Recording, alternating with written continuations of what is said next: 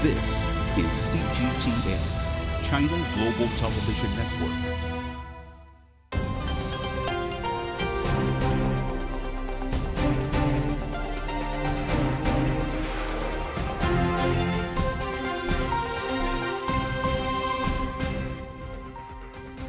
China's annual political season kicks off in sync with spring. The first sessions of the 14th National Legislature and the National Political Consultative Body begin in the first March weekend in Beijing. The meetings, known as the two sessions, are the first after the CPC 20th National Congress last year. National lawmakers and political advisors gathered to chart the course of the country's development and welfare of its citizens for the year and possibly beyond. The Chinese leadership is poised to announce specific targets for socio-economic development for the year. So what is on top of the agenda for this year's two sessions? What economic goals can we expect to be set for the country, and what are the hot button issues that the Chinese people care most about? Welcome to a special edition of The Point with me, Liu Xin, coming to you from Beijing.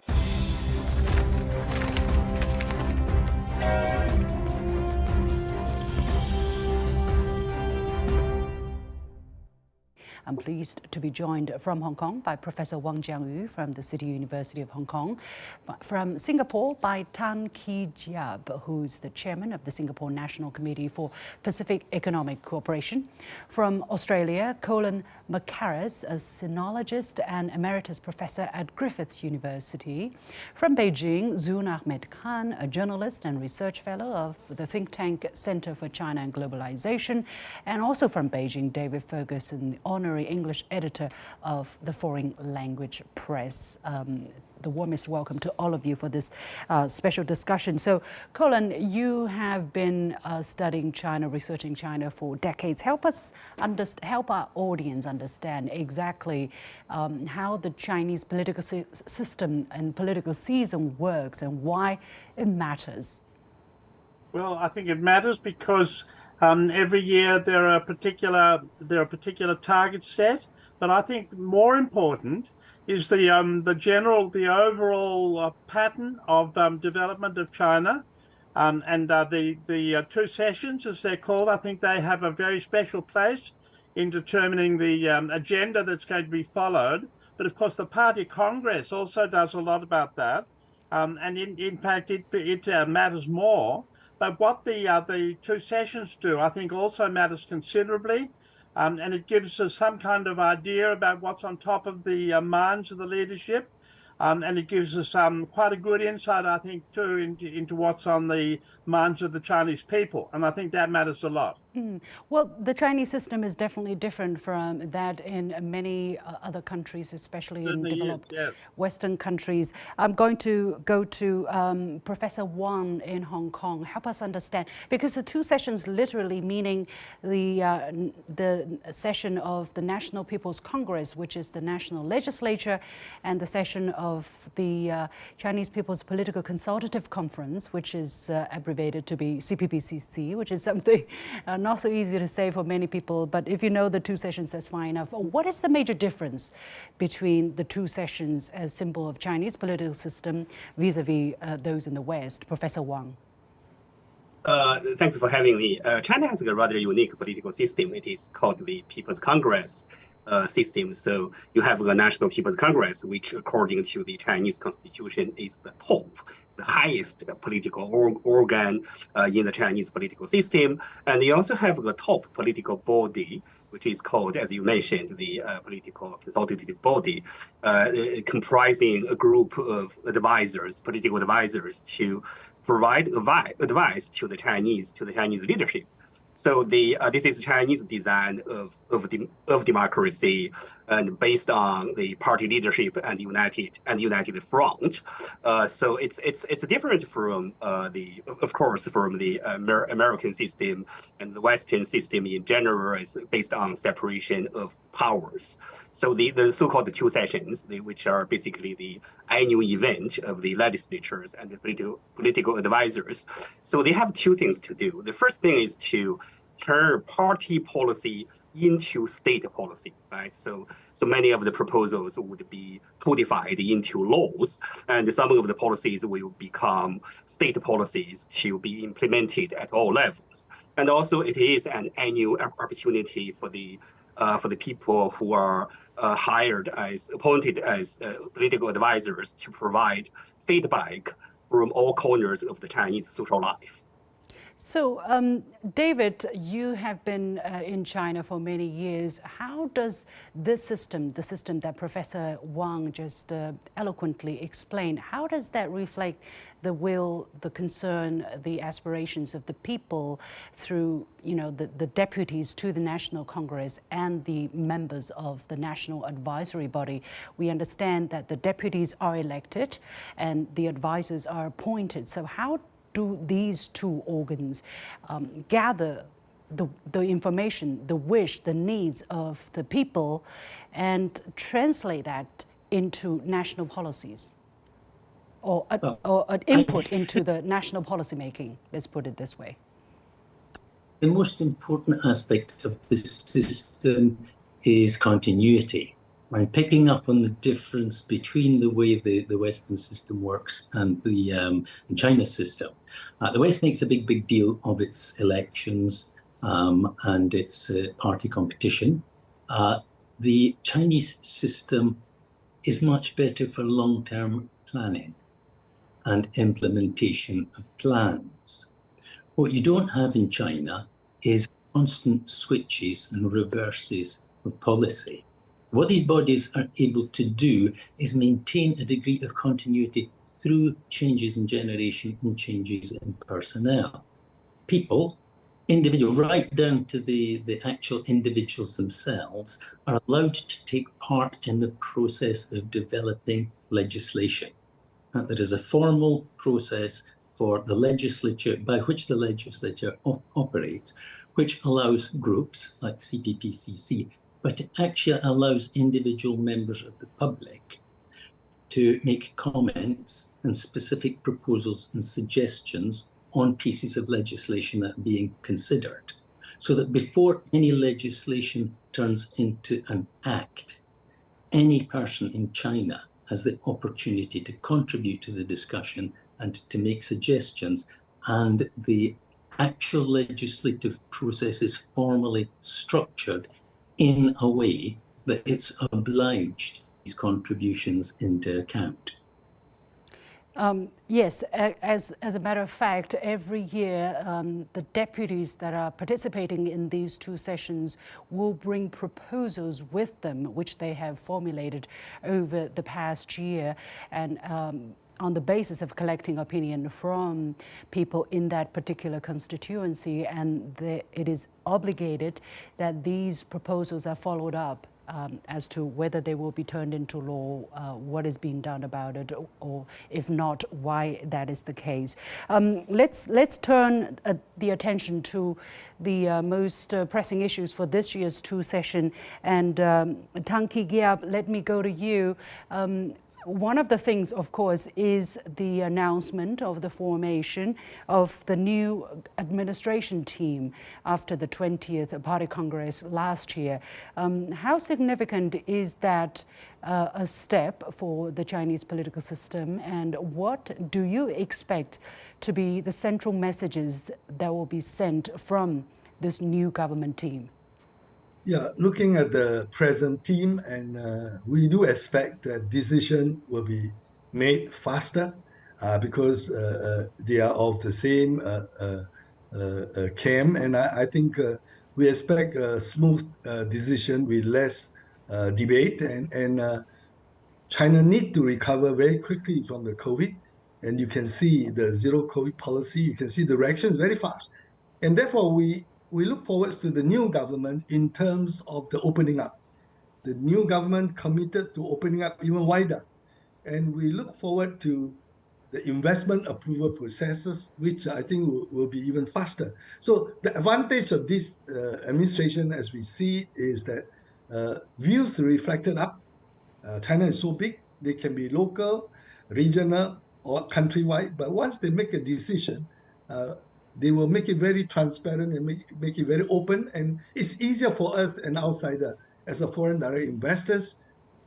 We can see whether the urbanization, the housing issue, has it been resolved. And I think this government will be able to do this kind of policy switches very efficiently and can address the issue with less time wasted on debate. Zun, you have also been studying the Chinese political system and the Chinese way of life in particular. What is your understanding of the linkage between, and going back to the political system, between the National Congress of the Communist Party of China last year, which is the 20th, to this year's top legislature and top political advisory meetings?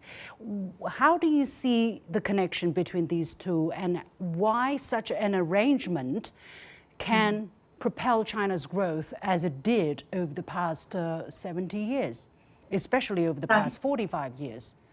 Thank you so much, Liu-Shin, for having me on the program. I think Professor Wang also touched upon this. I mean, the link between the Congress and the two sessions.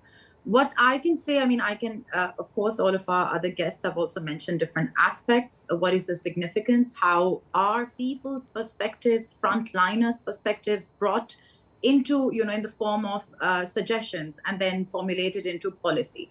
So for me, I think if I look at it from an outsider's perspective, people who are not very familiar with the system, is that the party Congress gives a long-term perspective, a vision for the next coming years. And the two sessions is really about enactment of specific policies. It's also about reflection. So whereas, David was very rightly pointed out that there is a system which regards continuity as a top priority. China's development, as you also said, 70 years, and especially the reform and opening up, all of this period has been about predictability, understanding a long-term perspective, and then constantly reflecting on what further needs to be done. So the two sessions, especially this year, the top priority is COVID recovery. All economies in the world have been affected during these 3 years.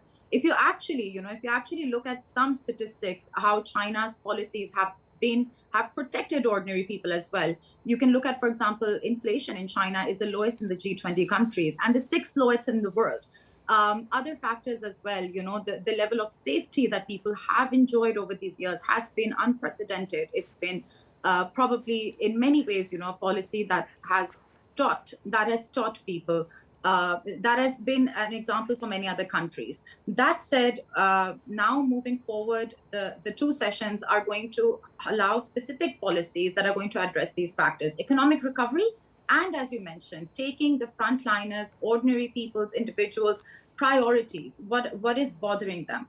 And here you have for the CPPCC, which also David and other speakers pointed out, it is people in specific industries. You can say think tankers, doctors, people who are driving, bus drivers. This is the kind of input, the real ground input that is coming into motion and that is being considered. Secondly, even now with the internet, Chinese social media is very vibrant.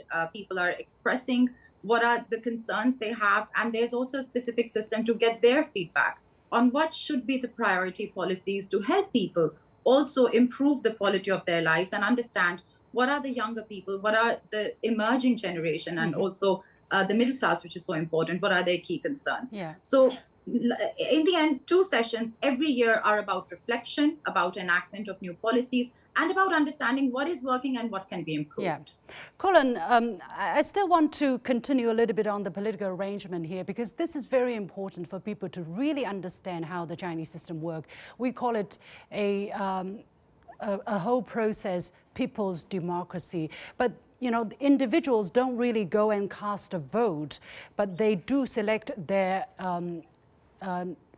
People's Congress deputies, and based on that, they will select the higher level of the People's Congress deputies, and until they go to the National Congress level. And yet, ordinary people's wills and their opinions are able to be reflected in the top policy making. How does that work here exactly, according to your understanding, and how is that a form of democracy that has propelled really China's economic and social development over the past decades? Well, my understanding is that individuals have ways of communicating their views and what matters to them, and not only individuals, but groups of people have ways of communicating their concerns to groups that have been elected, and that way they can get their views heard by the Lianghui, the two sessions. But I think what's also very important to say, and that is that the party leads this process, and it has a long-term vision, and it also can listen to views of ordinary people, and I think that happens, and I think that happens more than it used to, and that seems to me to be a democratic process and a very good thing. I think that sort of process, I mean, it's not completely new by any means, but I think that it has been gathering momentum over the last few years. That's my understanding, anyway, of what I've seen. Mm-hmm. Because I mean, I've worked and I haven't been to China since 2019, but I have taught many times in China now, mm-hmm. and I see the way things are reflected in my students, and the way their thinking changes, and the way their inputs into processes of administration and management go through the from the bottom up to the top. Yeah. And I think that works pretty well. Yeah, well, definitely the system is Chinese, and it has worked well. So China is vowing to perfect that, to make that even better. Meanwhile, still setting out specific goals, as I said, for the year and for the next years to come. Professor Wang, now one topic many people pay attention to, of course, is China's economic recovery. Last year, we set the target at around 5.5%, but because of the disruptions caused by COVID-19, we only reached 3%. What do you think is going to be the picture this year? What kind of number will be set out that is reasonable and necessary for China to maintain its development and to keep its people, especially young people, employed? Professor Wang. Oh, thank you. First, if I may add something to your original question about the nature of the Chinese political system, mm-hmm. Of course there of course twists and turns in implementing it. At least the original design was based on a few principles. It is called the People's Democratic Centralism. So before a decision is made, so the party members and those persons in charge will go around and collect opinions, collect feedbacks from all corners of the Chinese society and also at all levels. But once a decision is made, so the government officials and especially party members have to implement without reservation. And the deputies are actually elected at separate levels. So eventually they are supposed to transmit the opinion of the people from the grassroots to the top level. And also there's also another very important, at least according to the original design of the system, another very important political principle in the system that is called the mass line. So the officials have to keep very close touch with people at the grassroots level. Mm-hmm. So that is the requirement. So this is how the system was designed to incorporate the opinion of the Chinese people. So this is very much the gist of the Chinese political system and also the people's democracy. As for your second question about the economy, I'm a little bit embarrassed because I'm not an economist. I'm a scholar of international economic law. But I have to say, I went back to the mainland a few weeks ago. The trip made me very confident about.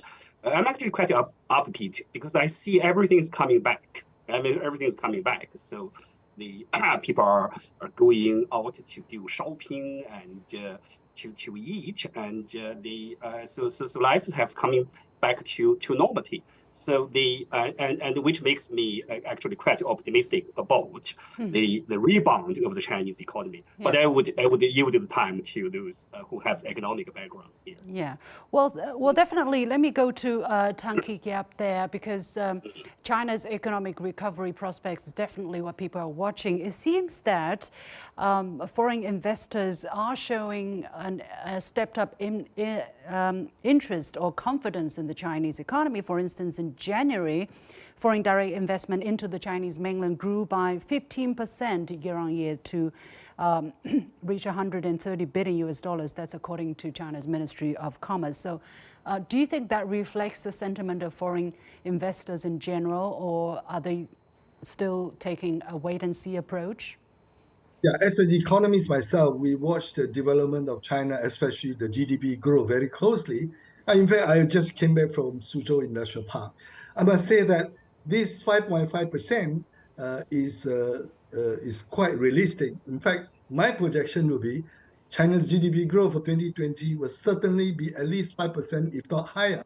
But for two reasons. One is the low base of 3% last year. So you tend to the low base effect.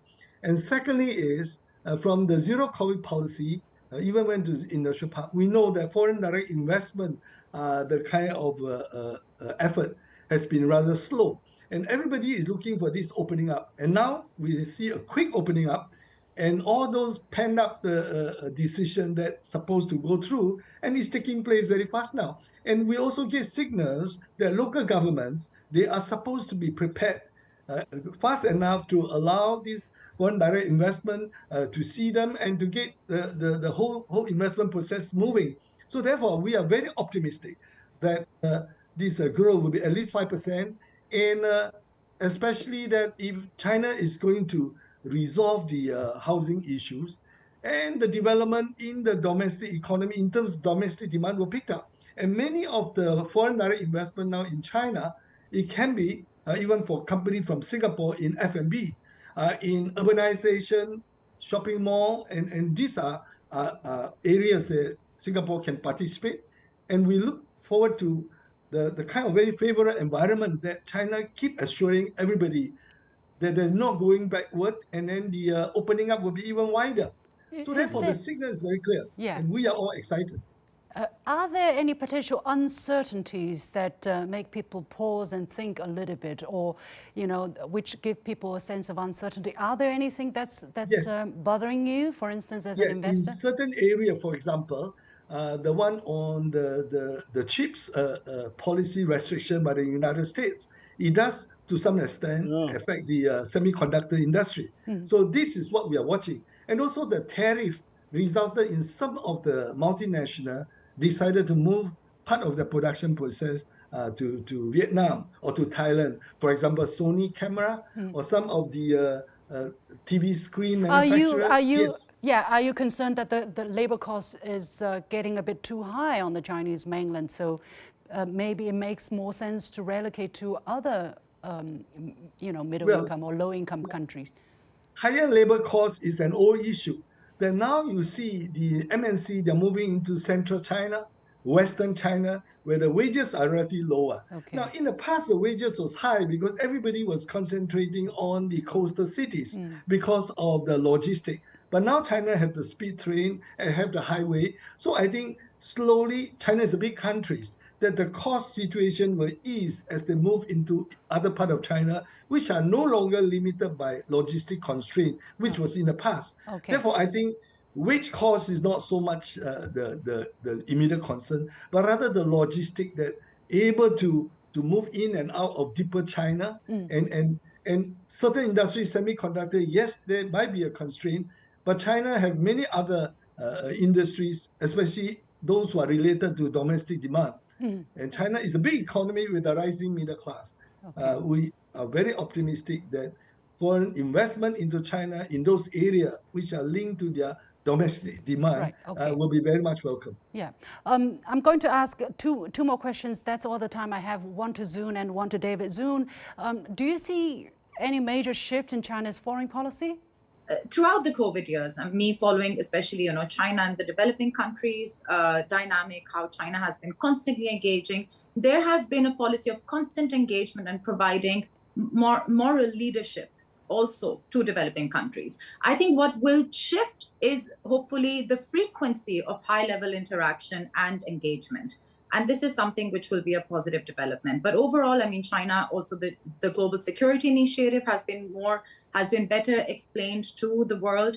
This is going to help, especially the Global South, understand China's policy moving forward. And that said, another important thing to recognize is that even during COVID years, some critical developments among the Belt and Road countries, the Belt and Road Initiative, have taken place. Those will pick up pace. Already more delegations from worldwide are coming to China to understand China's development and to be able to practice those principles, learn from China's example when they go back home. Another example I'll give, maybe the last one for now, is that the special economic zone development has been very critical for developing countries. Right. And that's where, more face-to-face frequent interactions between the business sectors of China and other countries can play a very important role in expediting that.